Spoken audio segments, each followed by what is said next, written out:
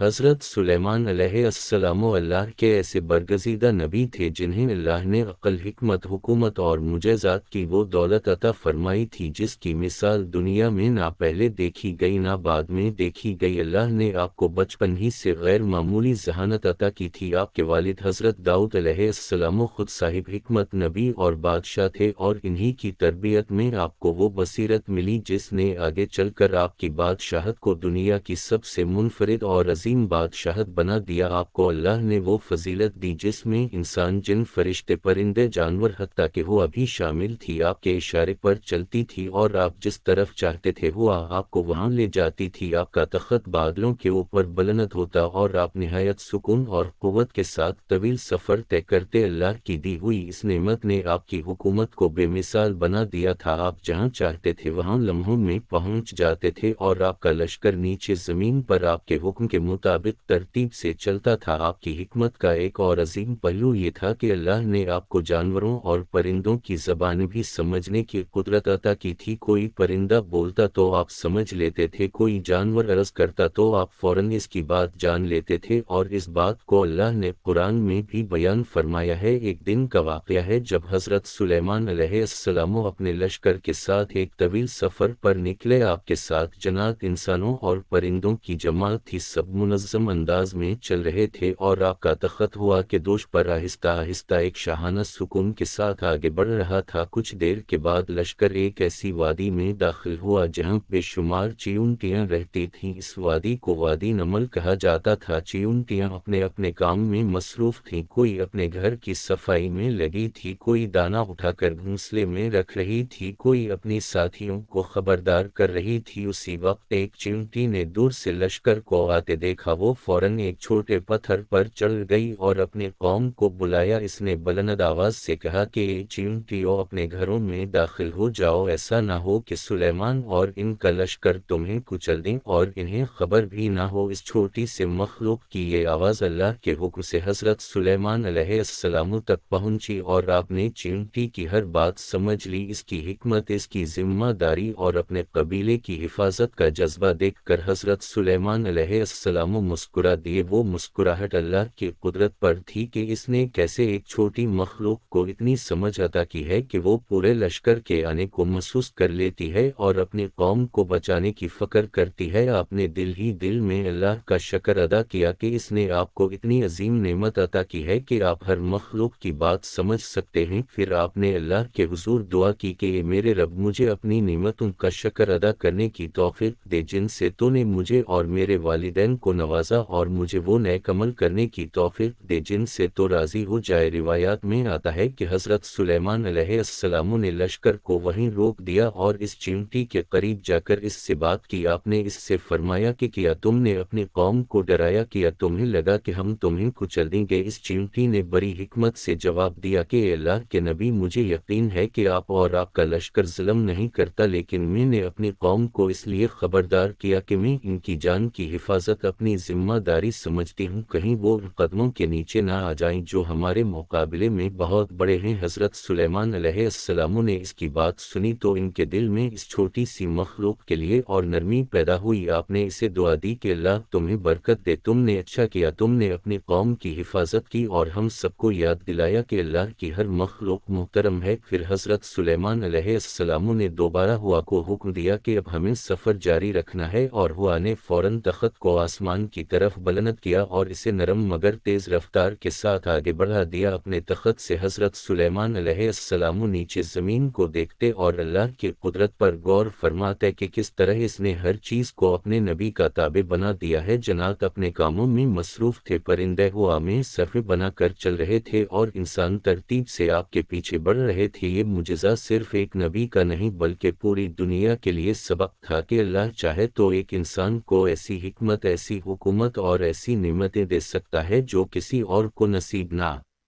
ہوں۔ حضرت سلیمان علیہ السلام اور چیونٹی کا یہ واقعہ ہمیں یہ سکھاتا ہے کہ اللہ کی ہر مخلوق کا احترام ضروری ہے۔ حکمت چھوٹی بڑی مخلوق کی محتاج نہیں، عاجزی ہر نعمت کا زیور ہے، طاقت کے باوجود شکر گزاری ہی اصل کامیابی ہے، اور سب سے بڑھ کر یہ بات کہ اللہ چاہے تو معمولی سے معمولی مخلوق کو بھی بڑی مخلوق پر حجت بنا دیتا ہے۔